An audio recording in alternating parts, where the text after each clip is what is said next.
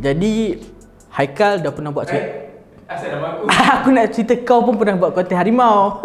Hari ni sekali lagi saya nak buat cerita tentang harimau. Kalau tengok video sebelum ni, Haikal ada cerita harimau yang kata harimau makan tapi manusia bersalah tapi harimau yang menjadi mangsa. Okey, cerita dekat tu adalah harimau tu dibunuh. Okey, tetapi kita nak masuk ke dalam realiti adalah kenapa harimau kalau dia bahan manusia, perhilitan terpaksa menembak mati. Dan ada cerita kenapa harimau ni kita nampak dekat tepi jalan. Ada masa kita nampak dia masuk kat kawasan kampung. Ada antara faktor-faktornya adalah pertama sekali habitat tu dimusnahkan, tu semua orang tahu. Yang kedua adalah ni tak silap saya dapat berita ni agak 50-50 lah fact dia, bila dia sakit. Okay, bila dia sakit dia macam perlukan bantuan dan berita pernah tunjuk yang ada seekor harimau berada di tepi jalan. Jadi bila perhilitan datang ambil dan akhirnya binatang tu mati disebabkan oleh dia sakit. Itu antara sebab-sebab kenapa harimau tu berada dekat kawasan manusia. Dan satu benda yang sangat-sangat menyusahkan kita adalah bila harimau tu dia mula membaham manusia. Okey, kena ingat harimau ni dia tak suka manusia, dia takut dengan manusia. Sebab tu dia berada dalam keadaan sembunyi. Tapi bila dia punya semua makanan berkurang, maka dia terpaksa pergi ke kawasan manusia yang bela ayam, kambing, arnab, lamb.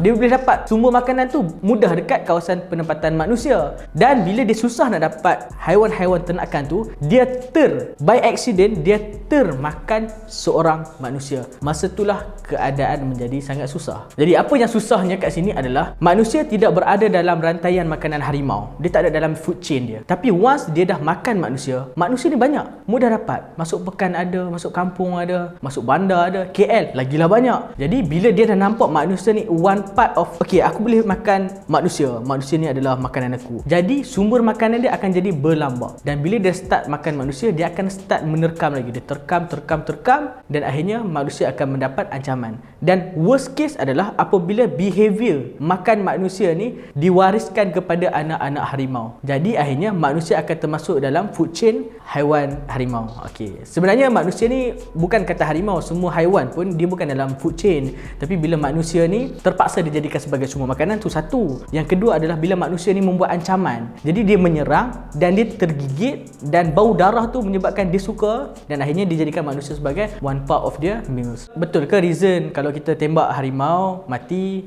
dia akan stop behavior pattern? Kita tengok kucing kat rumah kita. Kucing ni asal-asal hidup tak makan ikan. Dia makan binatang-binatang kecil, mamalia kecil, tikus, adalah benda-benda kecil lagi, burung. Tapi bila kita domesticated kan kucing itu sebagai haiwan peliharaan, apa yang kita didik dia? Kita bagi makan nasi dengan ikan. Jadi bila lama-lama kucing tu dia biasa makan ikan, tambah-tambah sejak dilahirkan dan dimakan dengan nasi, itu yang peliknya, daripada makan ikan nasi sampai trending sekarang makan sayur. Kucing makan brokoli. Jadi itu antara bentuk-bentuk behavior pattern yang kita berjaya ubah menjadikan dia mewariskan benda tu kepada anak dan benda tu jadi fix. Okey, jadi bila harimau dah makan manusia, okey, kita tengok orang mula kalut, gabra panggillah perhilitan. Bila perhilitan sampai, kenapa terpaksa ditangkap dan ditembak adalah disebabkan oleh kita nak end kan supaya dia tidak menganggap manusia dalam satu rantaian makanan. Dan kalau kita simpan haiwan tu dekat dalam kurungan, dia akan sentiasa melihat yang manusia yang menjaga kawasan tu adalah one part of dia punya makanan. Dan kalau dia breed, maka anak-anak juga akan mungkin akan menunjukkan respon behavior yang sama. Kadang-kadang kita tak faham, ialah kita netizen biasalah, kenapa nak tembak harimau tu? Tak adakah kita simpan, tak adakah kita kurung, tak adakah kita tangkap dan kita